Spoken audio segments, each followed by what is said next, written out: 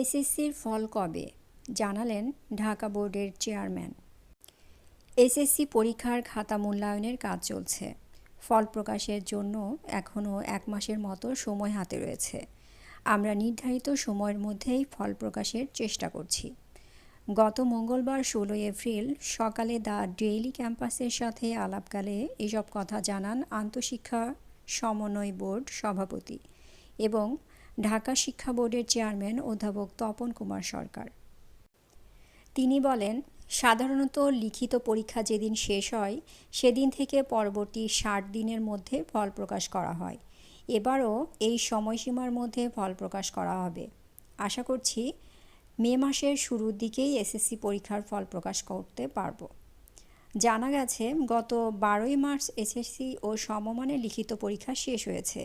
সে হিসেবে 12ই মের মধ্যে এসএসসির ফল প্রকাশ করা হতে পারে। ইতোমধ্যে পরীক্ষকরা খাতা মূল্যায়ন শুরু করেছেন। খাতা মূল্যায়ন শেষে তার সংশ্লিষ্ট বোর্ডে পাঠানো হবে। এরপর ফল প্রকাশের সম্ভাবনা পাঠাবে আন্তঃশিক্ষার সমন্বয় বোর্ড। এই ছিল আজকের সংবাদ। আপডেট নিউজ পেতে ডেইলি নিউজের সাথেই থাকুন। ভালো থাকবেন। আল্লাহ হাফেজ।